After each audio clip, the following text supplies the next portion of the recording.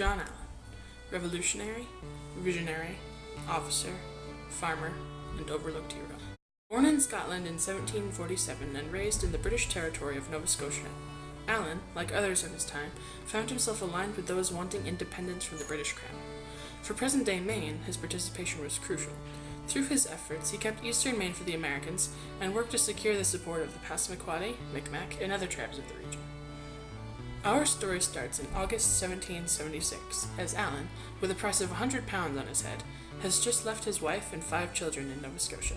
He traveled to Machias, Maine, where he encountered Colonel Jonathan Eddy, a hot-headed revolutionary about to embark on an ill-fated expedition. Colonel Eddy. Yes, how are you? Colonel John Allan. Colonel, I've been meaning to speak with you about my campaign in Nova Scotia. Yes, I've heard about it. And I think it is the poor decision to attack so soon.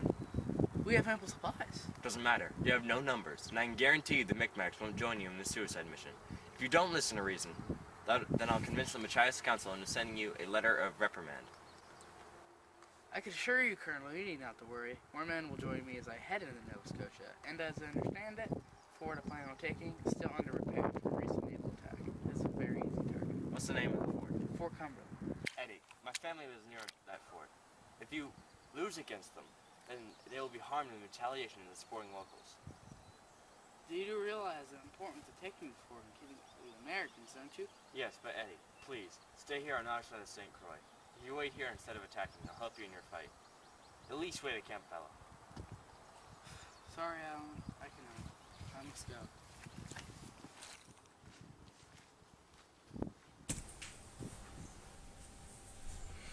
According to Maine, a narrative history by Neil Rold, the commander of Fort Cumberland, Lieutenant Colonel Joseph Gorham, declined Eddy's invitation to surrender and in turn called upon Eddy to capitulate.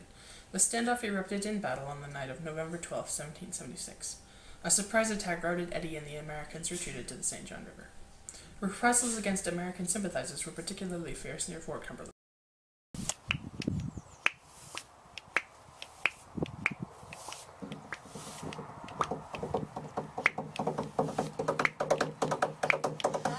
Kids, they're coming! Let's go to the woods now! Stop right there!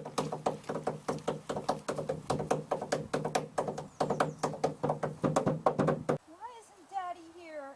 This is entirely his fault. Yes, it is. Where's Daddy? Dad thinks he's doing the right thing, but he doesn't know he's hurting us here. But be quiet, they know we're still here somewhere.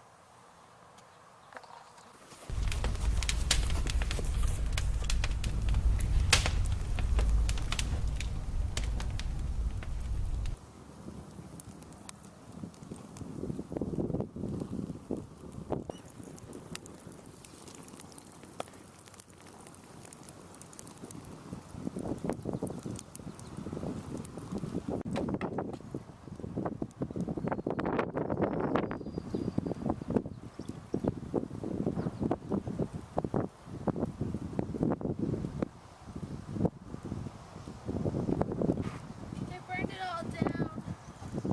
Look at these potatoes. At least we won't starve.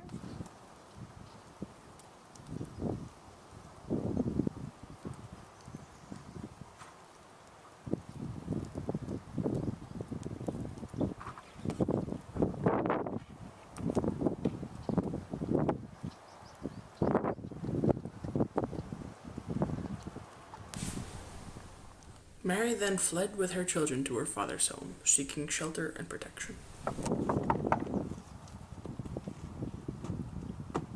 Mary! What are you doing here? Father, the soldiers came looking for John. They burned our house down. Please, they'll come looking again. Promise me you'll look after the children. Of course I will. Thank you, Father.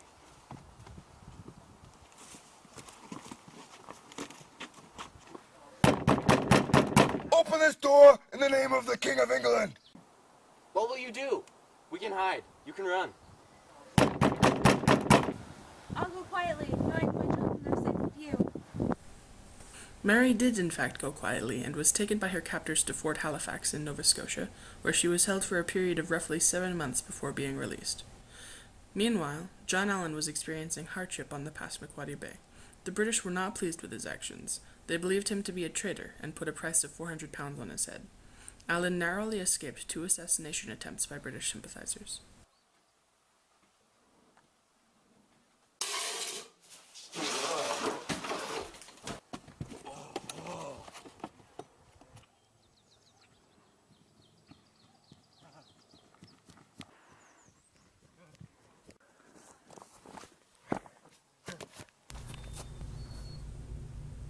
Both the British troops and the Americans were trying to recruit the natives to help fight, but John Allan knew just how important the Native Americans would be to defending the liberty of America. He felt that it was important enough to go see General Washington to get approval, and ended up being named Superintendent of Eastern Indians. Shortly after the assassination attempt on him by a native warrior, Allan decided to become close to the chief and his peoples. He knew that if he befriended them, they would help him go far in the Revolutionary War to defeat the British.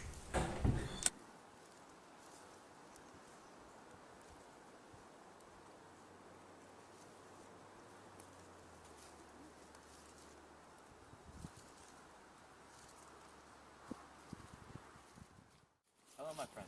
It has seemed like many moons since we have last met. Yes, indeed. Seems we have some important business. Yes, Chief. This must be your son? Indeed, yes. He is my son, and I brought him here as proof that I will return to the Eastern Front. And when I come back, I'll bring you supplies.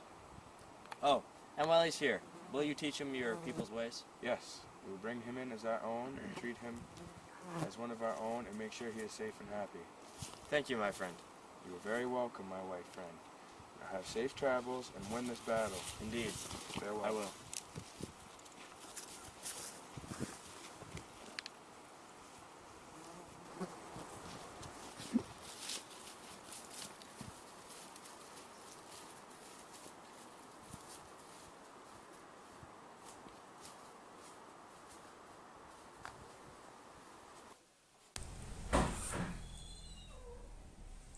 For Gates Machias, May 21st, 1782. Dear son, be very kind to the Indians and take particular notice of Nicholas Francis, Joseph, and old Kukugash. I send you your books, papers, pens, and ink, wafers, and some other little things. Shall send more in 2 or 3 days. Let me entreat you, my dear child, to be careful of your company and manners, be moral, sober, and discreet. Duly observe your duty to the Almighty, morning and night. Mind strictly to the Sabbath day. Not to either work or play except necessity compels you. I pray God to bless you, my dear boy. A year after Allan's letter to his son, America's war for independence was over. Allan, still a young man of 36, had managed to secure relations with the Wabanaki tribe, who were influential in keeping Maine for the Americas. As a result of his efforts, he was gifted land, an island at Cobscook Bay between Lubec and Eastport, Maine, today called Treats Island but then called Allan's Island, and later land in Whiting, Maine. During the ensuing years, Allan ran a general store on Treats Island, and was a prominent community member in eastern Maine. There's a memorial that still stands today on Treats Island, and those wishing to remember him and his efforts can visit the site today.